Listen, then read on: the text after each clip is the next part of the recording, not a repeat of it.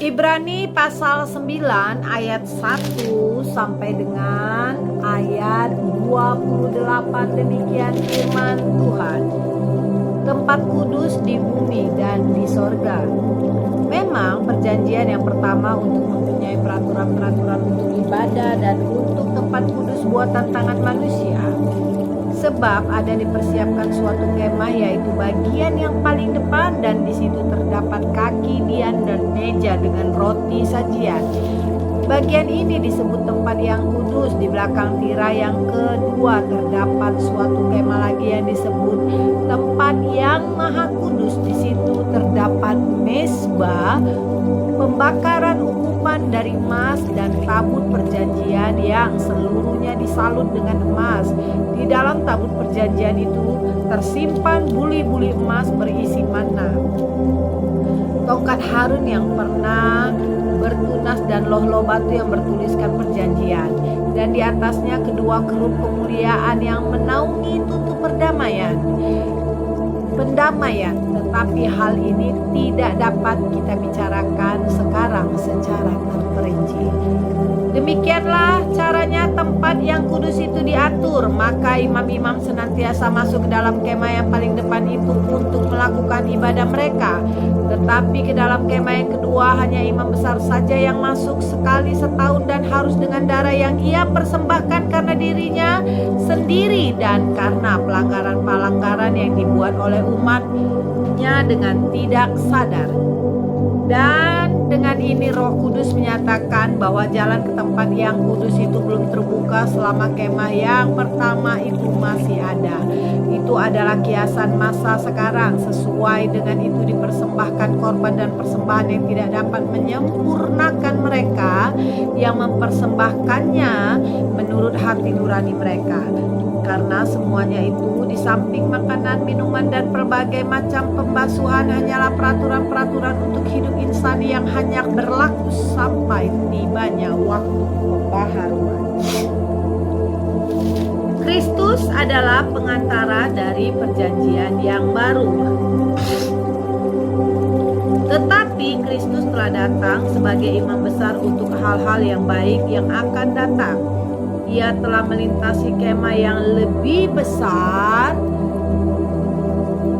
dan yang lebih sempurna, yang bukan dibuat oleh tangan manusia, artinya yang tidak termasuk ciptaan ini. Dan ia telah masuk satu kali untuk selama-lamanya ke dalam tempat yang kudus, bukan dengan membawa darah domba jantan dan darah anak lembu, tetapi dengan membawa darahnya sendiri, dan dengan itu ia telah mendapat kelepasan yang kekal. Sebab jika darah domba jantan dan darah lembu jantan, percikan abu lembu muda menguduskan mereka yang najis, sehingga mereka disucikan secara lahiriah, betapa lebihnya darah Kristus yang oleh Roh yang kekal telah mempersembahkan dirinya sendiri kepada Allah sebagai persembahan yang tak bercacat, akan menyucikan hati nurani kita dari perbuatan-perbuatan yang sia-sia, supaya kita dapat beribadah kepada Allah yang hidup. Karena itu ia adalah pengantara dari suatu perjanjian yang baru, supaya mereka yang telah terpanggil dapat menerima bagian kekal yang dijanjikan. Sebab ia telah mati untuk menebus pelanggaran-pelanggaran yang telah dilakukan selama perjanjian yang pertama. Sebab di mana ada wasiat, di situ harus diberitahukan tentang kematian pembuat wasiat itu. Karena suatu wasiat barulah sah kalau pembuat wasiat itu telah mati, sebab ia tidak berlaku selama pembuat wasiat itu masih hidup. Itulah sebabnya maka perjanjian yang pertama tidak disahkan tanpa darah. Sebab sesudah Musa memberitahukan semua perintah hukum Taurat kepada seluruh umat, ia mengambil darah anak lembu dan darah domba jantan serta cair dan bulu merah dan hisop, lalu memercikan kitab itu sendiri dan seluruh umat sambil berkata, inilah darah perjanjian yang ditetapkan Allah bagi kamu, dan juga kemah dan semua alat untuk ibadah dipercikinya secara demikian dengan darah. Dan hampir segala sesuatu disucikan menurut hukum Taurat dengan darah, dan tanpa penumpahan darah tidak ada pembangunan.